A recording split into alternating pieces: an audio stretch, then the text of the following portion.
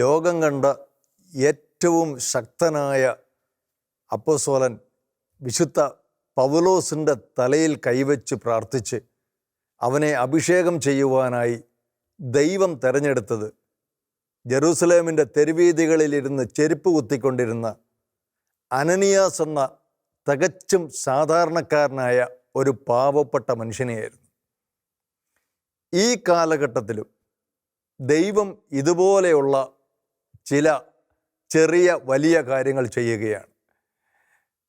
തെങ്ങുകയറ്റം തൊഴിലാക്കിയ ഒരു മനുഷ്യൻ, പ്രാഥമിക വിദ്യാഭ്യാസം പോലും ലഭിച്ചിട്ടില്ലാത്ത, 10 ക്ലാസ് പഠിച്ചിട്ടില്ലാത്ത, കഷ്ടിച്ച് 6ാം ക്ലാസ് വരെ മാത്രം പഠിച്ച ഒരു മനുഷ്യനെ 30-ലധികം അമൂല്യ ഗ്രന്ഥങ്ങളുടെ കർത്താവാക്കി അനേകായിരങ്ങളോട് സുവിശേഷം പ്രഘോഷിക്കുവാനായിട്ട് ഇന്ന് കർത്താവ് ഉപയോഗിച്ചുകൊണ്ടിരിക്കുന്നു. ഷെക്കേന ടെലിവിഷൻ്റെ തീ പിടിച്ചവരിൽ ഇന്ന് നമ്മൾ പരിചയപ്പെടുന്നത് ബ്രദർ തങ്കച്ചൻ തുണ്ടിയിൽ. ബ്രദറെ, ഈ പ്രോഗ്രാമിലേക്ക് സ്നേഹപൂർവ്വം സ്വാഗതം ചെയ്യുന്നു. തങ്കച്ചേട്ടൻ പണ്ട് ഈ തെങ്ങ് കയറിക്കൊണ്ടിരുന്ന സമയത്ത് എന്നെങ്കിലും ഒരിക്കൽ ചിന്തിച്ചിട്ടെങ്കിലും ഉണ്ടോ ഒരിക്കൽ ഇതുപോലെ ടെലിവിഷൻ സ്ക്രീനിലൊക്കെ പ്രത്യക്ഷപ്പെട്ട് ലോകത്തോട് ഞാൻ സംസാരിക്കുമെന്ന് എപ്പോഴെങ്കിലും അങ്ങനെ സ്വപ്നമെങ്കിലും കണ്ടിട്ടുണ്ടോ? അങ്ങനെ ചിന്തിച്ചിട്ടില്ല. പക്ഷേ ഇങ്ങനെ ഒരു ആഗ്രഹം ഉണ്ടായിരുന്നു. എനിക്കൊരു വചനം പ്രഘോഷിക്കണം, ഒരു വചനപ്രഘോഷണമാകണമെന്നൊരു ആഗ്രഹം ഉണ്ടായിരുന്നു. ഈ തെങ്ങേറ്റ ഫീൽഡിൽ നിൽക്കുമ്പോൾ ഇത് സാധിക്കുമെന്ന് എനിക്കൊരിക്കലും ഞാൻ സ്വപ്നത്തിൽ പോലും ചിന്തിച്ചിട്ടില്ല. ഈ എങ്ങനെയാണ് ഈ തെങ്ങുകയറ്റത്തിലേക്ക് കടന്നു വരാനുള്ള കാരണം? കാരണം വളരെ ചെറുപ്പം മുതലേ ഈ തൊഴിൽ ഏർപ്പെട്ടതാണോ? ചെറുപ്പം മുതലേ ഏതാണ്ട് 30 വയസ്സായി കാണും നമ്മൾ ഈ തൊഴിൽ മേഖലയിലേക്ക് കിടക്കുമ്പോൾ. അതിനു മുമ്പ് കൂലിപ്പണിയായിരുന്നു. അപ്പോൾ രാവിലെ 8 മുതൽ 5 മണി വരെയൊക്കെ പണിയണം. അപ്പോൾ അതേസമയം ഈ തെങ്ങുകയറ്റം ഇങ്ങനെ എനിക്ക് സാധിക്കും എന്ന് മനസ്സിലാക്കി കഴിഞ്ഞപ്പോൾ എനിക്ക് മനസ്സിലായി 1 മണിക്കൂറൊക്കെ പണിതാൽ മതി, നമുക്ക് ഉദ്ദേശിക്കുന്ന കൂടുതൽ പൈസയും കിട്ടും. ഒത്തിരി സമയങ്ങൾ പറഞ്ഞിട്ട് പ്രത്യേകിച്ച് നവീകരണ അനുഭവത്തിലേക്കൊക്കെ വന്നപ്പോൾ അത് കൂടുതൽ ശക്തമായത്. അപ്പോൾ എനിക്ക് മറ്റ് ഈശോയെ കൊടുക്കാനുള്ള ഒത്തിരി വേദികൾ കിട്ടും, വേദികളുടെ മേഖലകൾ, അതിന് സമയവും ഇഷ്ടംപോലെ കിട്ടും. അപ്പോൾ ഇത് ഏതെങ്കിലും സമയത്ത് എപ്പോഴെങ്കിലും ചെയ്താൽ മതി തെങ്ങുകയറ്റം. അതുകൊണ്ടാണ് ഇതിനെ ഒത്തിരി സന്തോഷത്തോടെ മുന്നോട്ട് കൊണ്ടുവന്നത്. തങ്കച്ചേട്ടൻ 30 പുസ്തകങ്ങൾ എഴുതിയിട്ടുള്ളതായി കേട്ടിട്ടുണ്ട്. ഈ പുസ്തക രചനയിലേക്കൊക്കെ തിരിയാനും മാത്രം, സാധാരണ പുസ്തകങ്ങളൊക്കെ എഴുതുന്നതൊക്കെ ഒത്തിരി വലിയ വിദ്യാഭ്യാസം ഉള്ളവരൊക്കെയാണെന്നാണ് പൊതുവിലുള്ള ഒരു ധാരണ. എങ്ങനെയാണ് തങ്കച്ചേട്ടൻ എത്ര ക്ലാസ്സിൻ്റെ വിദ്യാഭ്യാസമോ? സാധാരണ ഞാൻ 6ാം ക്ലാസ് വരെ പഠിച്ചിട്ടുള്ളൂ. അതും ഗവൺമെൻറ് സ്കൂളിൽ പഠിച്ചിട്ട് പോലും ഇല്ല. ഈ ഫീസ് കൊടുത്തുള്ള 6ാം ക്ലാസ് വരെ പഠിച്ചിട്ടുള്ളത്. തുടർന്ന് പഠിക്കാൻ ഞാൻ എന്തുകൊണ്ടാണ്? തുടർന്ന് പഠിക്കാനെന്ന് പറഞ്ഞാൽ, തുടർന്ന് പഠിക്കണമെങ്കിൽ അതാണ്ട് ഒരു 15 കിലോമീറ്റർ അകലെ പോയി പഠിക്കണം. കട്ടപ്പന എന്ന് പറയുന്ന സ്ഥലത്ത് പോയി പഠിക്കണം. അവിടെ പോയി പഠിക്കണമെങ്കിൽ എനിക്ക് 20 പൈസ ഡെയിലി വേണം. തങ്കച്ചേട്ടൻ്റെ സ്വദേശം എവിടെയായിരുന്നു? എൻ്റെ സ്വദേശം 8ാം മൈൽ എന്ന് പറയും, കാൽവരിമുണ്ട്. കാൽവരി സ്കൂളിലാണ് ഞാൻ പഠിച്ചത് 6ാം ക്ലാസ് വരെ. അതിനുശേഷം പഠിക്കാൻ പോകണമെങ്കിൽ 6ാം ക്ലാസ് കഴിഞ്ഞ് ജയിച്ച് പഠിക്കാൻ പോകണമെങ്കിൽ 20 പൈസ ഡെയിലി വേണം. അപ്പോൾ അന്നത്തെ കാലത്ത് വീട്ടിൽ ഒത്തിരി ബുദ്ധിമുട്ടും പട്ടിണികളൊക്കെ ആയതുകൊണ്ട് വണ്ടിക്കൂലി കയറാൻ പൈസ ഇല്ലെന്നാണ് വീട്ടുകാർ കാരണം പറഞ്ഞത്. അപ്പോൾ ഞാൻ പറഞ്ഞൊരു കാര്യം ചെയ്ത് 10 പൈസ എനിക്ക് തന്നേ മതി, ഞാൻ അങ്ങോട്ട് ബസ്സിന് പോയിക്കോളാം, ഇങ്ങോട്ട് നടന്നു പോരാന്ന് പറഞ്ഞു. ആ ആഗ്രഹം വീട്ടുകാർ സാധിച്ചില്ല. അത് സാധിക്കാൻ 10 പൈസ പോലും വാസ്തവത്തിൽ എടുക്കാനായിട്ട് വീട്ടുകാർക്ക് ഇല്ലായിരുന്നു എന്നുള്ളതാണ്. 10 പൈസ പോലും വീട്ടുകാർക്ക് എടുക്കാനില്ലായിരുന്നു. അത്രയും കഷ്ടതയായിരുന്നു. അത്രയും കഷ്ടതയിൽ കൂടെ മുന്നോട്ട് പോയത്. അപ്പോൾ 6ാം ക്ലാസ് ആയപ്പോൾ അങ്ങനെ പഠിത്തം നിർത്തി. അപ്പോൾ ഞാനൊരു അടവ് പ്രയോഗിച്ചു. അടവെന്ന് പറഞ്ഞാൽ ഞാൻ ഒന്ന് പ്രതിഷേധിക്കാൻ പട്ടിണി കിടന്നു നോക്കി, ഒരാഴ്ച ഭക്ഷണം കഴിക്കാതെ കിടന്നു നോക്കി. ആ അവസ്ഥയിലും എനിക്ക് വിജയിക്കാൻ പറ്റിയില്ല. അതൊരു രോഗത്തിലേക്കൊക്കെ പറഞ്ഞ് കലാശിച്ചു. അങ്ങനെ 6ാം ക്ലാസ് ആയപ്പം ആ സമയത്ത് പഠിത്തം നിർത്തി. പിന്നീട് പഠിക്കാൻ താല്പര്യമില്ലാഞ്ഞിട്ടോ ബുദ്ധിയില്ലാഞ്ഞിട്ടോ കഴിവില്ലാഞ്ഞിട്ടോ കഴിവില്ലാഞ്ഞിട്ടൊന്നും അല്ല. വീട്ടുകാർക്ക് വിടാൻ നിവൃത്തിയില്ല. 15-30 കിലോമീറ്റർ എടുത്ത് പുസ്തകം അങ്ങോട്ടും ഇങ്ങോട്ടും നടക്കാൻ അത്ര എളുപ്പമല്ല. കാരണം 9 മണിക്ക് അവിടെ ചെല്ലണ്ടേ. അങ്ങനെ സാധ്യത ഉണ്ടാകും. തീർച്ചയായിട്ടും ഞാൻ പ്രയോജനപ്പെടുത്തി തന്നെ. അങ്ങോട്ടും ഇങ്ങോട്ടും നടക്കാൻ പറ്റില്ലാത്തതുകൊണ്ടാണ് ഒരു വർഷത്തേക്കുള്ള പൈസ. തുടർന്ന് പഠിക്കാൻ പറ്റാതിരുന്നത് ഒരു വലിയ സങ്കടമായിരുന്നു. ഭയങ്കര വലിയൊരു സങ്കടമായിരുന്നത്. ചെറുപ്പത്തിൽ എന്തായിരുന്നു മനസ്സിലുള്ള ഒരു വലിയൊരു ആഗ്രഹം? എനിക്കൊരു ആഗ്രഹം ഒരു വിശുദ്ധനാകണമെന്ന. അപ്പം ഞാൻ ചിന്തിച്ചു ഒരു വിശുദ്ധനാകണം എന്ന്. എൻ്റെ അന്നത്തെ ചിന്താഗതി അനുസരിച്ച് ഒരു വിശുദ്ധനാകണമെങ്കിൽ ആണുങ്ങളാണെങ്കിൽ ഒരു വൈദികനാകണം. ഈ വിശുദ്ധനാകണമെന്നുള്ള ചിന്ത വളരെ കുഞ്ഞുനാളിലെ ഉടലെടുക്കാനുള്ള കാരണം എന്താ? വളരെ കുഞ്ഞുനാളിലെ ഉടലെടുക്കാൻ സാധനം പുസ്തകങ്ങളെ കിട്ടിയ വായിക്കുമായിരുന്നു. അപ്പോൾ വിശുദ്ധതയൊക്കെ ജീവചരിത്രങ്ങളൊക്കെ വായിച്ചപ്പോൾ ഇവരൊക്കെ ഇത്രയും വലിയ കാര്യങ്ങളൊക്കെ സാധിച്ചല്ലോ, അപ്പം അങ്ങനെ എനിക്കും എന്തുകൊണ്ട് ആയിക്കൂടാന്നൊരു ചിന്ത മനസ്സിൽ വന്നു. അപ്പോൾ അങ്ങനെ ആകണമെങ്കിൽ ഞാൻ ചിന്തിച്ചു ഒരു വൈദികനാകണം. വൈദികനാകണമെങ്കിൽ 10ാം ക്ലാസ്സെങ്കിലും മാക്സിമം പഠനം വേണം. അതുകൊണ്ടാണ് 10 ക്ലാസ് പഠിക്കാൻ വേണ്ടിയാണ് ഞാൻ അത്രയും ത്യാഗം ചെയ്ത് പഠിക്കാൻ ആഗ്രഹം അതായത് തങ്കഞ്ഞാന്റെ ധാരണ ഇങ്ങനെയായിരുന്നു, ഒരു വിശുദ്ധനാകണമെങ്കിൽ അച്ഛനാകണം, അച്ഛനാകണമെങ്കിൽ 10ാം ക്ലാസ് പഠിക്കണം, 10ാം ക്ലാസ്സിൽ പഠിക്കാൻ പറ്റണമെങ്കിൽ അന്ന് 10 പൈസയെങ്കിലും കയ്യിൽ വേണം, 10 പൈസയെങ്കിലും കൈ വേണം. ഇതൊന്നും ഇല്ലാത്തത് കൊണ്ട് നമുക്ക് വിശുദ്ധനാകാൻ പറ്റത്തില്ല എന്ന് തോന്നിപ്പോയി. നമ്മുടെ കുഞ്ഞുമക്കളൊക്കെ ഇതൊക്കെ കേൾക്കണം. ഇതൊക്കെ 10 പൈസ എടുക്കാനില്ലാതെ 30 കിലോമീറ്റർ ദൂരം പോയി പഠിക്കേണ്ടി വരുന്ന ഒരു കുഞ്ഞിൻ്റെ ഒരു അവസ്ഥ 6ാം ക്ലാസ്സിലാണ് പഠിക്കുന്ന സമയത്ത്. അത് സാധിക്കാതെ 6ാം ക്ലാസ്സിൽ പഠനം നിർത്തേണ്ടി വരുന്ന മക്കളുടെ അവസ്ഥ. ഇന്ന് വീടിന് പുറത്തോട്ട് ഇറങ്ങണമെങ്കിൽ സ്കൂൾ ബസ് വേണം. ഒരു ദിവസം സ്കൂൾ ബസ് ഇല്ലെങ്കിൽ അന്ന് പിന്നെ സ്കൂളിൽ പോകത്തില്ല. അങ്ങനെയൊക്കെയുള്ള മക്കൾ ഇതുപോലെയുള്ള അനുഭവങ്ങളിലൂടെ കടന്നുപോയ തങ്കഞ്ഞാനെ പോലെയുള്ളവരുടെയൊക്കെ അനുഭവങ്ങൾ ഒന്ന് കേൾക്കുന്നത് നല്ലതാണ്. എന്നിട്ട് ഈ 6ാം ക്ലാസ്സിൽ പഠിത്തം നിർത്തി കഴിഞ്ഞിട്ട് പിന്നെ എന്ത് ചെയ്തു? പിന്നെ എന്ത് ചെയ്തെന്ന് വെച്ചാൽ ഞാൻ പറഞ്ഞില്ലേ, അങ്ങനെ ഒരു രോഗങ്ങൾ പട്ടിണി കിടന്നു, രോഗങ്ങളൊക്കെ വന്ന് പറഞ്ഞില്ലേ. അത് കഴിഞ്ഞ് എന്നെ ഒരു ആർക്കോ സഹതാപം തോന്നി, അവൻ്റെ അച്ഛൻ്റെ കൂടെ കുശിനിപ്പണിക്ക് നിർത്തി. അത് ഇപ്പം ഇപ്പോഴത്തെ മുട്ടത്ത് സിബിഗിരി എന്ന് പറഞ്ഞ പള്ളിയുണ്ട്. അപ്പം അവിടെ ഒരച്ഛൻ്റെ കൂടെ കൊണ്ട് നിർത്തി. അങ്ങനെ 30 രൂപ മാസ ശമ്പളം. ഈ 6ാം ക്ലാസ്സിൽ പഠിക്കുമ്പോൾ എന്ന് പറയുമ്പോൾ ഏകദേശം എത്ര? 12 വയസ്സ് താഴെ.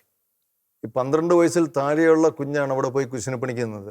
വാസ്തവത്തിൽ അത് ബാലവേലയായിരുന്നു. അച്ഛന് കഞ്ഞി വെച്ചു കൊടുക്കുക. അപ്പൊ എനിക്കൊരു മാസം 30 രൂപ ശമ്പളവും കിട്ടും. മനസ്സിലായോ? ഒരു മാസം 30 രൂപ ശമ്പളം. 30 രൂപ ശമ്പളം അന്നത്തെ കാലത്ത് അതൊരു വലിയ തുകയായി തോന്നിക്കാണും അല്ലേ? തീർച്ചയായിട്ടും. കാരണം 10 പൈസ എടുക്കാനില്ലാതെ പഠനം നിർത്തിയ ഒരാളെ സംബന്ധിച്ചിടത്തോളം ദിവസം 1 രൂപ കിട്ടുക എന്ന് പറഞ്ഞത് നിസ്സാര തുകയല്ല, വലിയൊരു കാര്യമാണ്. അങ്ങനെ ഒരു 3-4 അച്ഛന്മാരുടെ കൂടെ മാറി നിന്ന് കുശിനിപ്പണിക്ക്.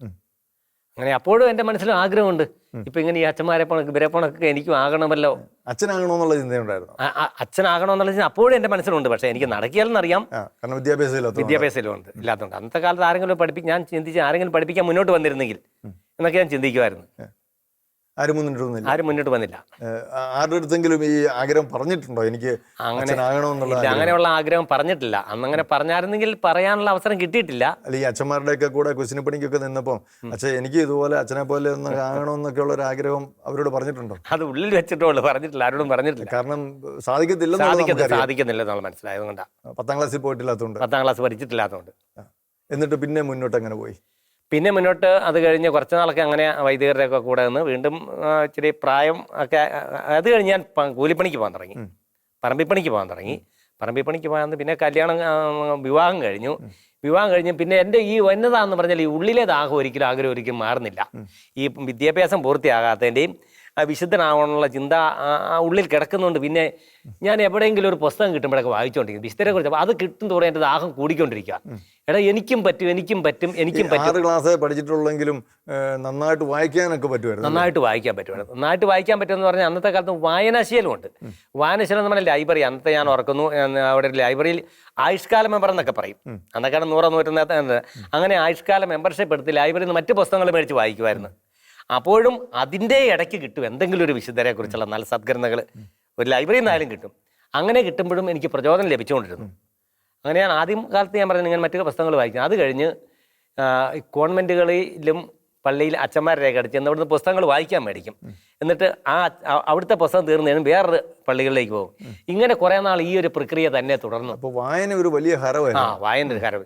വായിക്കും തോറും നമുക്ക് ആവേശം കൂടുക. തന്നെയല്ല, എന്നെ പെട്ടെന്ന് ചിന്തിപ്പിച്ച ഒരു കാര്യമുണ്ട്. ഒരിക്കൽ ഇഗ്നേഷ്യസ് ലോയോള ഒരു പുസ്തകം ഒരു ജീവിതത്തിൽ വായിച്ചപ്പം അവനും അവൾക്കും ഒരു വിശുദ്ധനോ വിശുദ്ധയായിക്കൂടാ ആകാമെങ്കിൽ എനിക്ക് എന്തുകൊണ്ട് ആയിക്കൂടാ. അത് വായനയിലുണ്ട്. ഈ ഡിസൈൻ ലൈബ്രറി ഒരു സദ്ഗ്രന്ഥ വായന അദ്ദേഹം ഒരു മഹാവിശുദ്ധിയാക്കിയത്. അപ്പം ഈ വായനയിലൂടെ എനിക്ക് മനസ്സിലായി എനിക്കൊരു വിശുദ്ധനാകാൻ പറ്റുമെന്നുള്ള ബോധ്യത്തിലേക്ക് ഈ 6ാം ക്ലാസ്സിൽ നിന്നുകൊണ്ട് തന്നെ ഈ തെങ്ങുകയറ്റ ഇപ്പം മദർ തെരേസ പറയുന്നുണ്ട്, നിന്റെ അനുദിന പ്രവർത്തികൾ കൃത്യതയോടെ ചെയ്താൽ നിനക്കൊരു വിശുദ്ധനാകാം. അപ്പൊ തെങ്ങുകയറ്റത്തിൽ നിന്നുകൊണ്ട് തന്നെ എനിക്കൊരു വിശുദ്ധനാകാൻ പറ്റുമെന്നുള്ള ഉറച്ച ബോധ്യത്തിൽ ഞാനെത്തി. അച്ഛനായില്ലേലും തെങ്ങുകാറ്റക്കാരനും വിശുദ്ധനാകാമെന്നുള്ള ഒരു ബോധ്യം ഈ പുസ്തകങ്ങളിലൂടെ കിട്ടി. അപ്പോൾ എനിക്ക് തോന്നി എന്ത് ചെയ്യണം, അങ്ങനെയുള്ള കാര്യങ്ങൾ മറ്റുള്ളവരെ സമൂഹത്തിൽ ഇത് അറിയിക്കണം എന്ന് പറഞ്ഞാൽ എനിക്ക് കിട്ടിയ ബോധ്യം മറ്റുള്ളവരെ അറിയിക്കണം എന്നുള്ള ചിന്തയോട് ഞാൻ ആദ്യമേ ചെയ്ത ശുശ്രൂഷ മാധ്യമങ്ങൾ വിതരണം ചെയ്യുക. കേരളത്തിലെ എല്ലാ മാധ്യമങ്ങളും ഏതാണ്ടൊരു 30ഓളം മാധ്യമങ്ങൾ ഞാൻ എഴുതിയിട്ടുണ്ട്.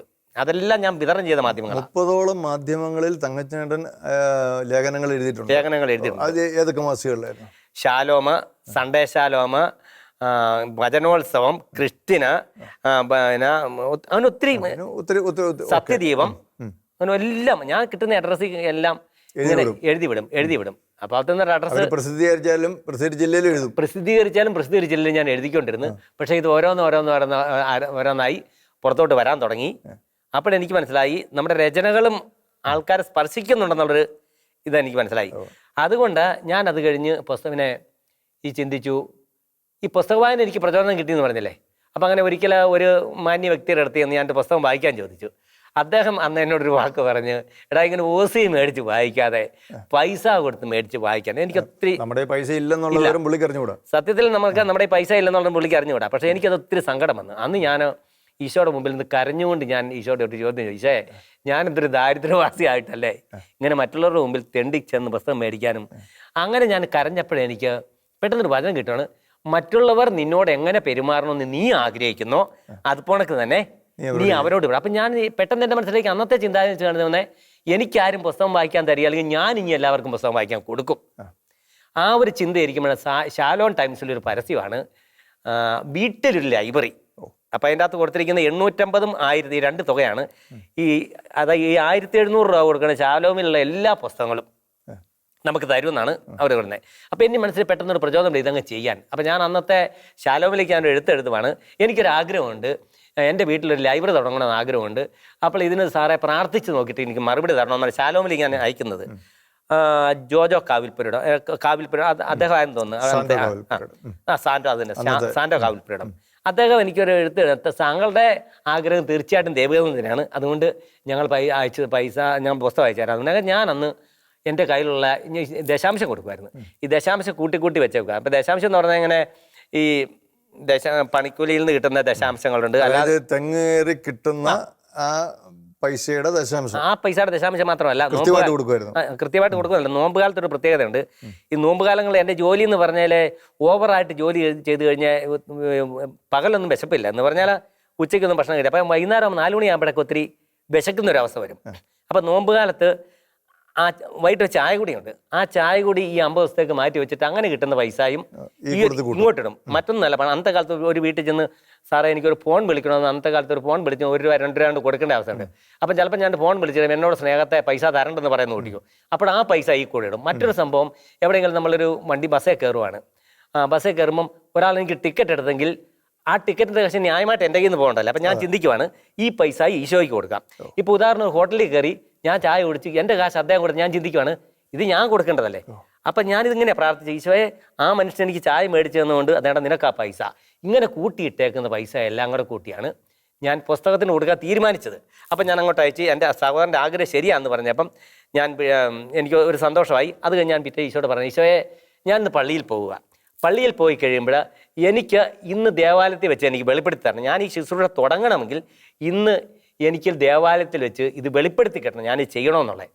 അപ്പം ഞാനത് പ്രാർത്ഥിച്ചു. അന്നും ഭയങ്കര കുർബാന ഭക്തനാണ് കേട്ടോ. പ്രാർത്ഥിച്ചപ്പോൾ ഒരു വചനം കിട്ടാണ്, നീ ആഗ്രഹത്താൽ പ്രകടിപ്പിച്ച സന്നദ്ധത നിന്റെ കഴിവിനൊത്ത് പ്രവൃത്തിയിലും ചെയ്യുക. കഴിവില്ലായ്മ പരിഗണിക്കേണ്ടതില്ല, താല്പര്യത്തോടു കൂടിയാണ് ഒരുവൻ നൽകുന്നതെങ്കിൽ തീർച്ചയായിട്ടും അവൻ്റെ. അപ്പോൾ എനിക്ക് മനസ്സിലായി, ഈശോ എനിക്ക് ലേഖനത്തിലൂടെ, ശരിക്കും പറഞ്ഞാൽ വചനത്തിലൂടെ നമ്മൾ ഈശോ അനുദിനം സംസാരിക്കുന്നുണ്ട്. അപ്പം ഞാൻ ഈശോയുടെ ഇപ്രാര്യം പറഞ്ഞു, എൻ്റെ ഈശോയെ ഒന്ന് ക്ഷമിക്കണം, ഒരു കാര്യം കൂടെ ഈശോ നീ സുവിശേഷത്തിലും കൂടെ എനിക്ക് അടയാളം തരുവാണ്, ഞാൻ ചെയ്തോളാം എന്ന് പറഞ്ഞു. അപ്പോൾ സുവിശേഷം വായിച്ചവിടെ ഇപ്രകാരമാണ് ഇവിടെ, അവൻ മറ്റ് പല ഉദ്ബോധനങ്ങളിലൂടെയും ദൈവരാജ്യം പ്രസംഗിച്ചുകൊണ്ടിരുന്നു. അപ്പോൾ എനിക്ക് മനസ്സിലായി, എനിക്ക് സുവിശേഷം പ്രസംഗിക്കാനുള്ള ഏറ്റവും വലിയൊരു വേദിയായത്. അങ്ങനെ ഒരു ലൈബ്രറിക്ക് തുടക്കപ്പെട്ടു. അത് ശാലോംകാരൊക്കെ അറിഞ്ഞ് പിന്നീട് അവരെ വീട്ടിൽ തന്നെ ലൈബ്രറി, വീട്ടിൽ ലൈബ്രറി. അപ്പം ഞാൻ തെങ്ങ് കയറാൻ പോകുമ്പോൾ ഒരു 10 പുസ്തകം, ഞാൻ 10 വീടുകളിലെങ്കിലും ഒരു ദിവസം തെങ്ങ് കയറും. ഏകദേശം എത്ര പുസ്തകങ്ങളുണ്ടായിരുന്നു വീട്ടിലെ ലൈബ്രറിയിൽ? വീട്ടിലെ ലൈബ്രറിയിൽ ഒരു 1000-ന് മേലെ പുസ്തകങ്ങളുണ്ട്. കാരണം ഞാൻ രജിസ്റ്ററൊക്കെ തയ്യാറാക്കി വെച്ച്. ഇത്രയും സൗകര്യങ്ങളൊക്കെ ഉണ്ടായിരുന്നോ വീട്ടിൽ, ഈ 1000-ലധികം പുസ്തകങ്ങളൊക്കെ വെക്കാനും മാത്രമുള്ള സൗകര്യങ്ങളിലെ 2 മുറികൾ വളരെ പരിമിതമായിട്ട് മേടിച്ച് വെച്ചു. സൗകര്യങ്ങളൊന്നും ഉണ്ടായിട്ടല്ല, ഷെൽഫൊക്കെ അടിക്കാനുള്ള സൗകര്യങ്ങളൊക്കെ ഉണ്ടായിരുന്നു. ഷെൽഫ് അടിക്കാൻ സൗകര്യങ്ങളില്ല, അത് അവിടെ എവിടെയൊക്കെ വെച്ചു. ലാസ്റ്റ് എനിക്കറിയത്തില്ല അതൊക്കെ എങ്ങനെ പോയെന്ന് എനിക്കറിയില്ല. എങ്കിൽ പോലും ഞാൻ രജിസ്റ്റർ തയ്യാറാക്കി. എന്നിട്ട് ഒരു 10 പുസ്തകം എടുത്തുകൊണ്ട് പോകും. പണിയാൻ പോകുമ്പം ഓരോ വീടുകളിൽ കൊണ്ട് ഓരോ പുസ്തകം അത്ര കൊടുക്കും. ചേച്ചി അല്ല ചേട്ടാ ഇത് വായിക്കുന്നുണ്ട്. അപ്പോൾ എന്നെ സ്പർശിച്ച ഒരു സംഭവം ഇതാണ്. ഒരിക്കലും വീട്ടിൽ കൊണ്ടൊരു ചേച്ചിക്ക് ഒരു പുസ്തകം കൊടുത്ത് ആ പുസ്തകം വായിച്ചിട്ട് ചേച്ചി എന്നോട് പിറ്റേ പ്രാവശ്യം മേടിക്കാൻ ചെല്ലുമ്പോൾ പറഞ്ഞാൽ, തങ്കച്ചൻ ചേട്ടൻ ഇന്നലെ വന്നില്ലായിരുന്നെങ്കിൽ ഞാൻ ആത്മഹത്യ ചെയ്തേനെ. ഈ പുസ്തകം കൊണ്ട് തന്നില്ലായിരുന്നെങ്കിൽ, ഞാനന്ന് എഴുതാൻ തുടങ്ങിയില്ല കേട്ടോ, ഈ പുസ്തകം കൊണ്ട് തന്നില്ലായിരുന്നെങ്കിൽ ഞാൻ അവർ ആത്മഹത്യ ചെയ്യാണ്ട് എല്ലാ കണക്കൂട്ടലും ചെയ്തുകൊണ്ടിരിക്കുന്ന സമയത്താണ് ഞാൻ ഈ പുസ്തകം കൊണ്ട് വായിക്കുന്നത്. ചെല്ലുന്നത് ഈ പുസ്തകം വായന അവർക്ക് ആത്മാവിനെ കുറിച്ച് ചിന്തിക്കാൻ പ്രേരണ നൽകി. ഞാൻ ഓർക്കുന്നു, ഇന്നീ ജീവിച്ചിരിക്കുന്നത് ഏതാണ്ട് 25 വർഷങ്ങൾക്ക് മുമ്പുള്ള കാര്യങ്ങളാണ്. ഞാൻ 10-25 വർഷമായെന്ന് എനിക്കൊന്ന്. അവർക്കിപ്പോഴും മക്കളെയൊക്കെ കാണുമ്പോൾ ഞാൻ ഓർക്കുന്നത്, ദൈവമേ അന്ന് ആ ഒരു ചെറിയ ഒരു പ്രവൃത്തി ഇങ്ങനെ. അപ്പം എനിക്ക് മനസ്സിലായി നമ്മുടെ ആത്മരക്ഷയും മറ്റുള്ളവരുടെ ആത്മരക്ഷയുണ്ടെന്ന് ആയിട്ട് ബന്ധമുണ്ടെന്നുള്ള സത്യം ഞാൻ മനസ്സിലാക്കി. ഇതിന് ഒറ്റ സംഭവം കൂടെ പറഞ്ഞോട്ടെ. എനിക്ക് മനസ്സിലായി, ഇപ്പം ഞാൻ വിശുദ്ധനാകാമെന്ന് മനസ്സിലാക്കാൻ കാരണം, സഭയോട് ചേർന്ന് പോയാൽ, പരിശുദ്ധ കുർബാനയോട് ചേർന്ന് പോയാൽ, പരിശുദ്ധ അമ്മയോട് ചേർന്ന് പോയാൽ നമുക്ക് വിശുദ്ധനാകാം. അപ്പോൾ ഒരിക്കലും കുറേ ചെറുപ്പക്കാരനെ തടഞ്ഞു നിർത്തിയിട്ട് പറഞ്ഞൊരു കാര്യമുണ്ട്. തങ്കച്ചേട്ടൻ ഇങ്ങനെ പരിശുദ്ധ കുർബാനയിലും പങ്കെടുത്ത് പരിശുദ്ധ അമ്മയോടും പ്രാർത്ഥിച്ച് തിരുസഭയോടും ചേർന്ന് തങ്കച്ചേട്ടൻ വിശുദ്ധനാകാം. പക്ഷേ തങ്കച്ചേട്ടൻ വിശുദ്ധനായി സ്വർഗത്തിൽ ചെന്ന് ഈശോയെ ഞാനിതാ വന്നിരിക്കുന്നു പറയുന്നേക്കാൾ ഈശോയ്ക്ക് ഇഷ്ടം തങ്കച്ചേട്ടൻ്റെ പുറത്ത് സമൂഹത്തിലേക്ക് ഇറങ്ങി കുറേ ആൾക്കാരെ കൂടെ കൂട്ടിക്കൊണ്ട് ചെന്ന് കർത്താവെ ഞങ്ങളിതാ വന്നിരിക്കുന്നു പറയുന്നതാണ് ഈശോയ്ക്ക് ഇഷ്ടം.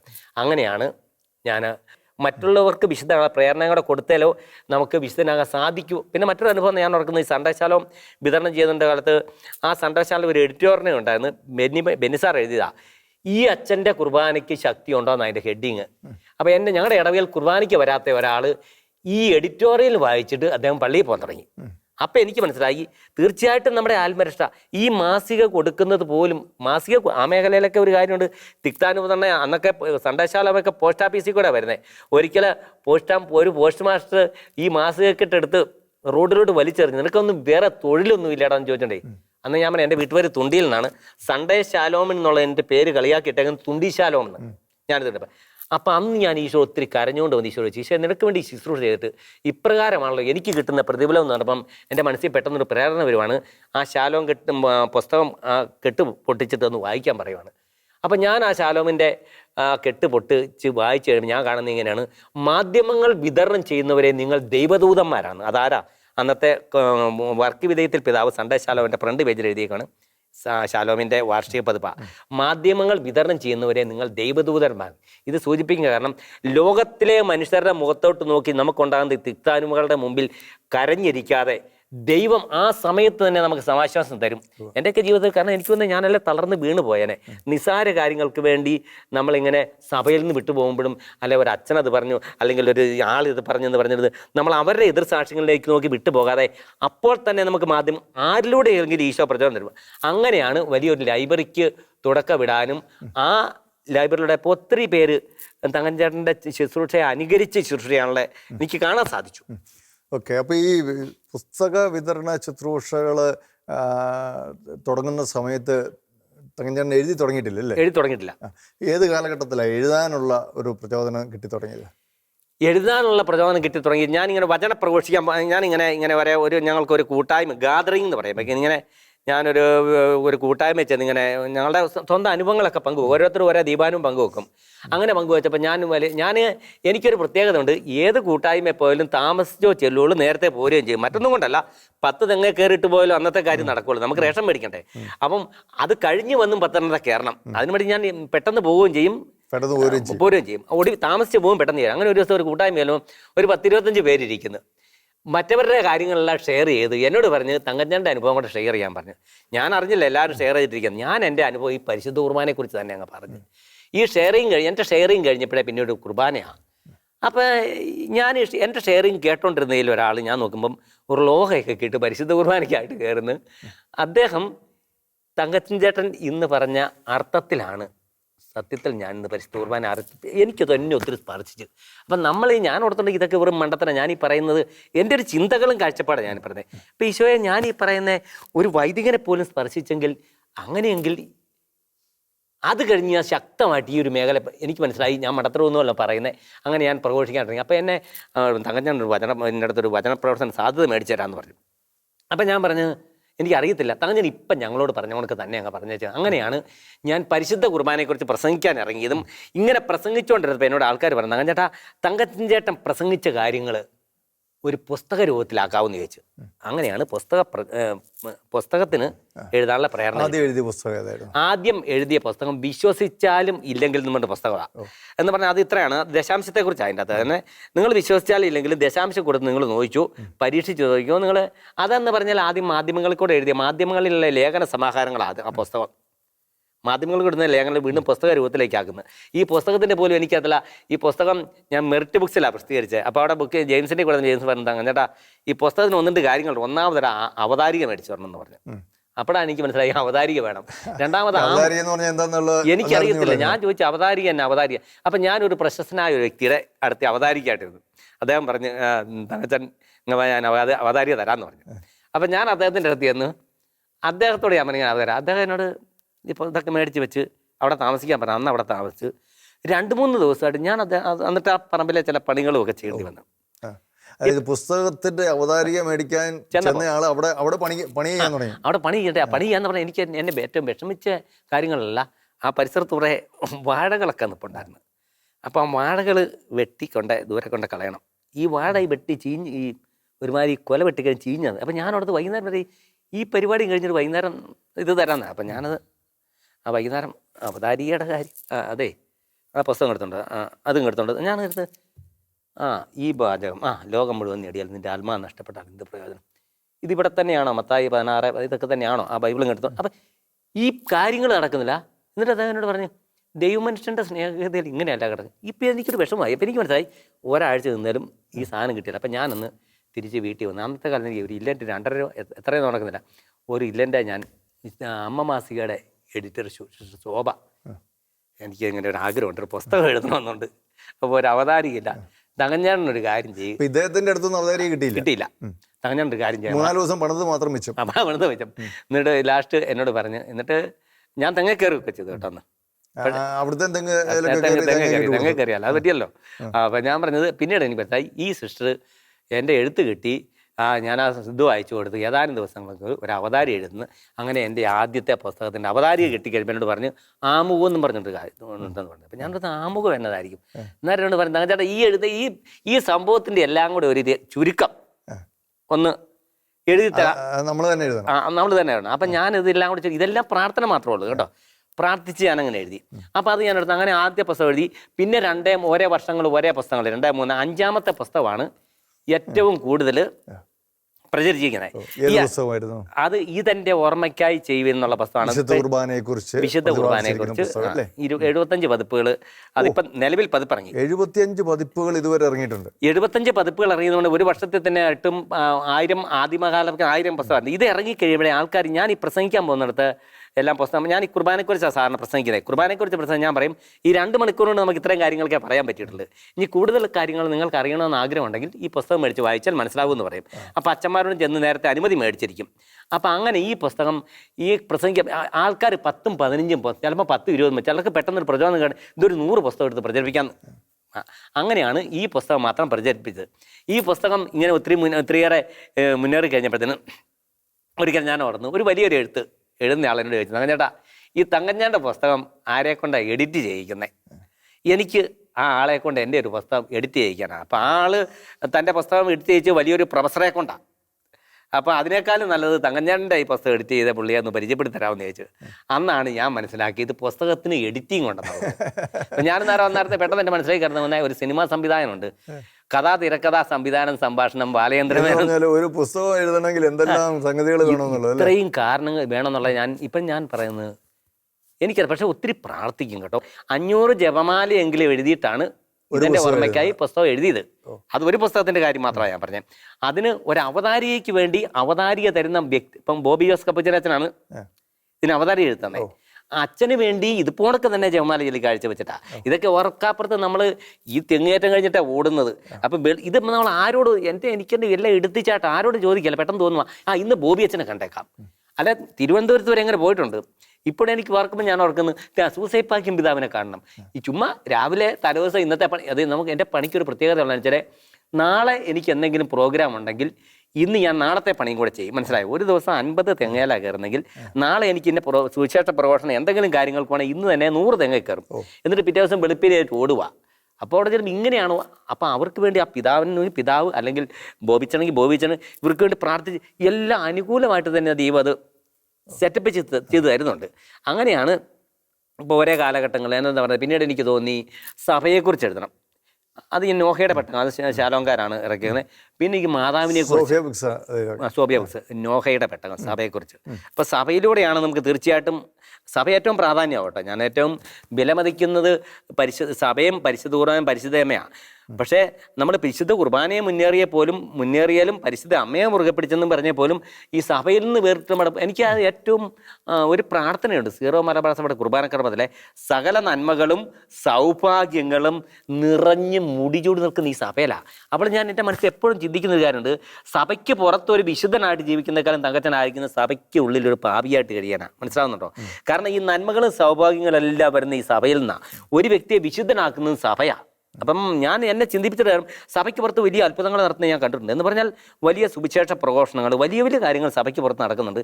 എങ്കിൽ പോലും ഞാൻ ചിന്തിക്കുന്നത് സഭയ്ക്കുള്ളിൽ കൊച്ചു കാര്യം. ഇപ്പോൾ കൊച്ചുരസ പറയുന്നുണ്ട്, ഈ ഒരു പൊടി തട്ടിക്കളയുന്ന പോലും ദൈവസ്ഥാനത്തെ പ്രതി. അപ്പം നമുക്ക് വലിയ കാര്യങ്ങൾ ചെയ്യണമെന്നില്ല വിശുദ്ധനാകണമെങ്കിൽ, കൊച്ചു കാര്യങ്ങൾ.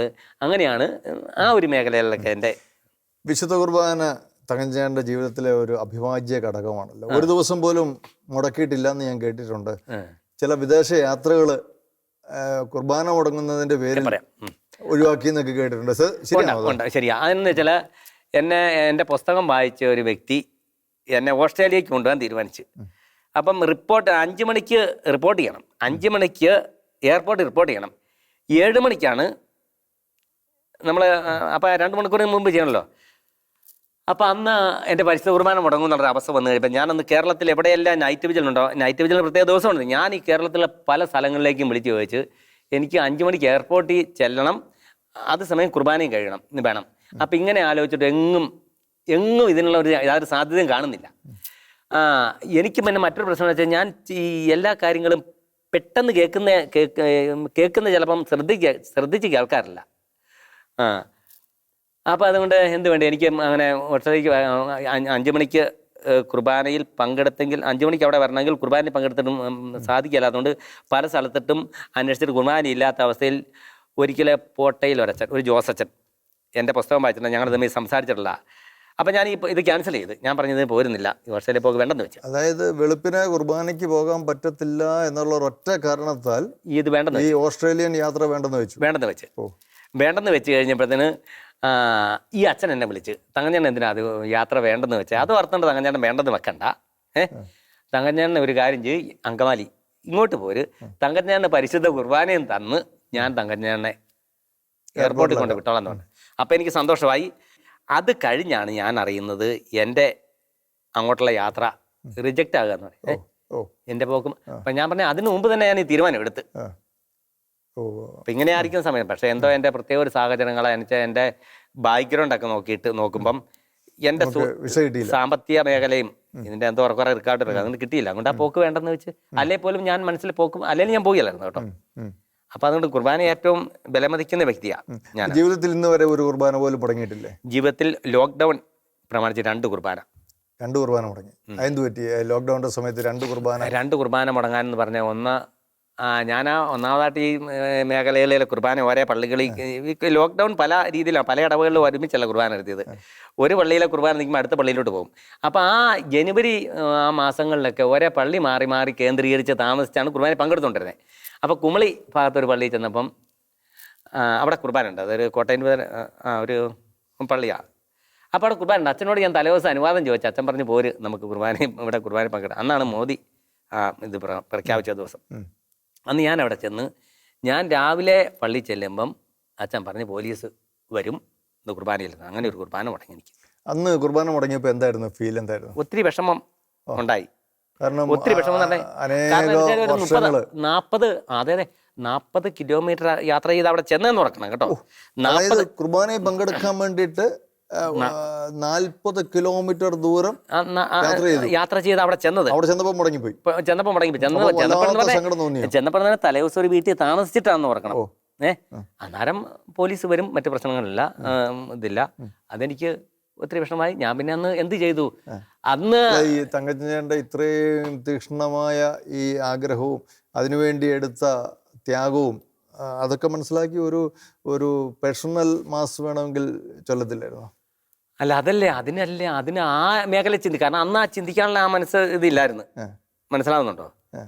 അപ്പം അന്ന് എനിക്ക് ഏറ്റവും പറ്റുന്ന ഒറ്റ സാധ്യതയുള്ളൂ. ഞാൻ ആ ഇടയ്ക്കൊക്കെ ഈ പരിശുദ്ധ കുർബാനയിൽ പങ്കെടുക്കാൻ പറ്റാത്തവരുടെ വിഷമങ്ങൾ ഇങ്ങനെ അരൂപിയൽ വിശുദ്ധ കുർബാന ശരിയാൻ ടി വിയിലൂടെ ഒരുക്കത്തോടെ കുർബാനയിൽ പങ്കെടുത്തു എന്നുള്ളൊരു സഭയിൽ നിന്നൊരു നിർദ്ദേശം വന്നല്ലോ. തത്സമയം കുർബാന വിലയിൽ പങ്കെടുക്കാനുള്ള. അപ്പൊ അന്ന് ഞാൻ എന്ത് ചെയ്ത് അല്ല അത് നഷ്ടപ്പെട്ടില്ല. അന്ന് ഞാൻ ഓടിപ്പോയി പെട്ടെന്ന് ഈ ഒരു അവസ്ഥയിലൂടെ ഒരിക്കൽ, കാരണം ഞാൻ അതിൻ്റെ തലേ ആഴ്ച എഴുതി പ്രസംഗമായിട്ട് പോലും വിട്ട് അരൂപിയാൽ നമുക്ക് വിശുദ്ധ കുർബാന സ്വീകരിക്കാം. കാരണം ഒരുക്കത്തോടെ ഒരു ദേവാലയത്തെ ആയിരിക്കുന്ന ഒരുക്കത്തോടെ നമ്മൾ ഒരുങ്ങി ചില ഭവനങ്ങളിലൊക്കെ എനിക്കറിയാം വീടുകളിൽ തന്നെ തിരി കത്തിച്ച് വെച്ച്, അപ്പോൾ ഒരു ദേവാലയത്തിൽ നിൽക്കുന്ന പ്രതീതിയോടുകൂടി പരിശുദ്ധ കുർബാന പങ്കെടുത്താലും നമുക്ക് ഈ ഒരു സാഹചര്യത്തിൽ അനുഗ്രഹം പ്രാപിക്കുന്ന ഒരു പ്രസംഗം ഞാൻ ഇറക്കിയായിരുന്നു. ആ പ്രസംഗം എൻ്റെ ജീവിതത്തിലേക്ക് തന്നെ പ്രയോഗിക്കേണ്ടി വരുമെന്ന് എനിക്ക് അറിയത്തില്ലായിരുന്നു. പക്ഷേ അന്ന് കരഞ്ഞുകൊണ്ട് തന്നെ അവസാനം നമ്മൾ പറഞ്ഞത് നമുക്ക് തന്നെ അനുഭവമായി തീർന്നു. ടി വി കൂടെ കാണേണ്ടി വന്നു. അത് ടി വി കൂടെ കണ്ടപ്പോൾ എന്തായിരുന്നു അനുഭവം? ടി വി കൂടെ കണ്ടപ്പോൾ കരയുമായിരുന്നു. ശരിക്കും പറഞ്ഞാൽ കരയുമായിരുന്നു. കാരണം കണ്ണ് എനിക്ക് തോന്നുന്നു ഞാൻ ദേവാലയത്തിൽ നിന്ന് പോലും ഞാൻ ഈ ചില കാര്യങ്ങൾ നമ്മൾ പ്രസംഗിക്കുമ്പോഴും എഴുതുമ്പോഴൊക്കെ ഒരു കാര്യം ഞാൻ ചിന്തിച്ചിട്ടുണ്ട്. എഴുതുമ്പോഴും പ്രസംഗിക്കുമ്പോഴും ഇതിൻ്റെ ശരിക്ക് ഭീകരത ഇത് മനസ്സിലാക്കിയിട്ടല്ല ആകണം നിർബന്ധമില്ല. അങ്ങനെയും അനുഗ്രഹം പ്രാപിക്കാമെന്ന് ഞാനൊരു പ്രബോധനം കൊടുത്ത ഞാൻ അത് അനുഭവിക്കാതെയാണ് കൊടുത്തത്. മനസ്സിലാവുന്നുണ്ടോ? എൻ്റെ ഊഹമല്ല, അതൊരു വിശുദ്ധരെയൊക്കെ കോട്ടിങ് വെച്ചാൽ അന്നത്തെ കുർബാനയെ ഞാൻ പള്ളിയിൽ നിന്ന് ഇങ്ങനെ കുർബാനയിൽ പങ്കെടുത്തെന്ന് എനിക്ക് തോന്നുന്നില്ല കേട്ടോ. കാരണം തത്സമയ പ്രക്ഷേപണമായിരുന്നു കേട്ടോ നമ്മുടെ രൂപത അത് കരഞ്ഞുകൊണ്ട് ഞാൻ ആ കുർബാന പങ്കെടുക്കും. പക്ഷെ ഞാൻ വിശ്വസിക്കുന്നു എനിക്ക് ഈശോ ആ പരിശുദ്ധ കുർബാനയുടെ അതേ അനുഗ്രഹം തന്നെ ഞാൻ വിശ്വസിക്കുന്നത്. കാരണം അത് ആ ഒരു ദിവസത്തെ കാര്യമാണ്. പിന്നീട് ഞാൻ പറഞ്ഞത് എല്ലാ ദിവസവും എന്നെ അച്ഛൻ കുർബാനയ്ക്ക്, വ്യക്തിപരമായിട്ടുള്ള കുർബാനയ്ക്കും ഈ ഈസ്റ്റർ കാലങ്ങളിലൊക്കെ ആണെന്ന് പറഞ്ഞാലും അതിനൊക്കെ 4 പേരുള്ളതിലും എന്നെ അതിൻ്റെ അകത്ത് ഉൾപ്പെടുത്തിയിട്ടുണ്ട്. പക്ഷേ അന്നൊക്കെ ഒത്തിരി പ്രതിബന്ധങ്ങൾ എന്ന് പറഞ്ഞാൽ ഈ പരിശുദ്ധ കുർബാന പുറത്തോട്ട് ഞാനൊക്കെ ഒത്തിരി ഒളിച്ചും പാത്ത് എന്ന് പറഞ്ഞാൽ എന്നതാ റോഡേ നടന്നു പോകത്തില്ല. മനസ്സിലാവുന്നുണ്ടോ? ഈ ഇത്രയും വർഷക്കാലം എന്നുണ്ടെങ്കിൽ ഈ ഒരു വർഷക്കാലം റോഡേ നടന്നു പോയ ലോക്ക്ഡൗൺ കഴിയുമ്പോൾ നമ്മളെ പിടിക്കും. മനസ്സിലായി? ഇന്നിപ്പം മാസ്കില്ലേ പിടിക്കുമെന്ന് പറഞ്ഞെങ്കിൽ കാടുകളിൽ കൂടെ അങ്ങനെയൊക്കെയാണ് എൻ്റെ കുർബാന ഞാൻ ഇത്. കാരണം മനുഷ്യൻ്റെ ദൃഷ്ടിപ്പെടരുത്. മനുഷ്യൻ്റെ ദൃഷ്ടിയിൽ പെട്ട് കഴിഞ്ഞാൽ ഇനി ഇവിടെ പോയെന്ന് പറയും. അത് മറ്റൊരു വിഷയം കൂടെ.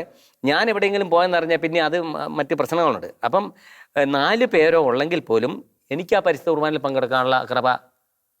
പക്ഷേ അച്ഛൻ എന്നെ വ്യക്തിപരമായിട്ട് വിളിച്ചതാണെങ്കിൽ പോലും അച്ഛന് പോലും അറിയാവുമെന്ന് എനിക്കറിയത്തില്ല. ഞാൻ ഈ റോഡിൽ കൂടെ അല്ല ചെന്നതെന്നുള്ളത്. റോഡിൽ കൂടെ പോകാൻ പറ്റിയല്ല.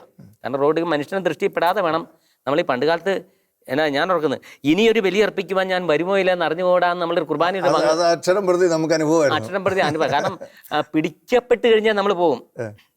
4 പേരെ വെച്ചോണ്ട് കുർബാന ചെല്ലിയാൽ പിടിക്കും എന്നുള്ള അവസ്ഥ വന്നില്ലെന്ന് എനിക്ക് തോന്നുന്നേ. അപ്പൊ 4 പേരിൽ ഒരാൾ തങ്കച്ചനും ഉണ്ടായിരുന്നു. തങ്കച്ചേട്ടാ, ഈ അങ്ങൊരു തെങ്ങുകയറ്റ തൊഴിലാളി എന്നുള്ള നിലയിൽ പല സ്ഥലങ്ങളിലുമൊക്കെ ചെല്ലുമ്പോൾ നമുക്കറിയാം, പല സ്ഥലങ്ങളിലും നമ്മൾ ചെല്ലുന്ന വാഹനത്തിൻ്റെ വലിപ്പത്തിനനുസരിച്ച് പോലും ചെല്ലുന്നവരെ മാനിക്കുന്ന ഒരു കാലഘട്ടമാണിത്. അതാണ് മനുഷ്യൻ്റെ മനസ്സിൽ അങ്ങനെയാണ്. അപ്പം അങ്ങൊരു തെങ്ങുകയറ്റക്കാരനാണ് എന്നൊക്കെ പറഞ്ഞ് പരിചയപ്പെടുത്തുമ്പോൾ, അല്ലെങ്കിൽ ആ പേരിൽ അറിയപ്പെടുമ്പോൾ ചില തിക്താനുഭവങ്ങളൊക്കെ നിശ്ചയമായിട്ടും ഉണ്ടായിട്ടുണ്ടാവുമല്ലോ. തീർച്ചയായിട്ടും. അപ്പോൾ അങ്ങനെയുള്ള ആ ഒരു തെങ്ങുകയറ്റ തൊഴിലാളി എന്നുള്ള ആ വിളികളൊക്കെ കേൾക്കുമ്പോൾ അതിനെ എങ്ങനെയാണ് സ്വീകരിച്ചിട്ടുള്ളത്? നമ്മുടെ കേരളത്തിൻ്റെ ബഹുമാനപ്പെട്ട മുഖ്യമന്ത്രി ശ്രീ പിണറായി വിജയനെ രാഷ്ട്രീയ പ്രതിയോഗികൾ ചെത്തുതൊഴിലാളിയുടെ മകൻ എന്നൊക്കെ വിളിച്ച് അധിക്ഷേപിച്ചപ്പോൾ അദ്ദേഹം അതിനെ വളരെ പോസിറ്റീവായിട്ട് എടുത്തു. അദ്ദേഹം പറഞ്ഞത് അതിലെനിക്ക് അഭിമാനമാണുള്ളത്, എൻ്റെ അച്ഛൻ ഒരു തെങ്ങുകയറ്റ തൊഴിലാളിയായിരുന്നു എന്നുള്ളത് ഞാൻ അഭിമാനത്തോടെ കാണുന്നതാണ് പറഞ്ഞു. തങ്കച്ചേട്ടൻ എങ്ങനെയാണ് ഇങ്ങനെയുള്ള സാഹചര്യങ്ങളെയൊക്കെ നേരിട്ടത്? നമുക്ക് ആ നേരിട്ട കഥകൾ, ഇങ്ങനെയുള്ള പ്രതികൂലമായ സാഹചര്യങ്ങളെയൊക്കെ അതിജീവിച്ച അനുഭവങ്ങൾ നമ്മുടെ ഷെക്കേന ടെലിവിഷൻ്റെ പ്രേക്ഷകരോട് നമുക്ക് അടുത്ത ആഴ്ചയിൽ, അടുത്ത എപ്പിസോഡിൽ നമുക്ക് പങ്കുവയ്ക്കാം. അതുവരെ നമുക്ക് പ്രാർത്ഥനയിലായിരിക്കാം.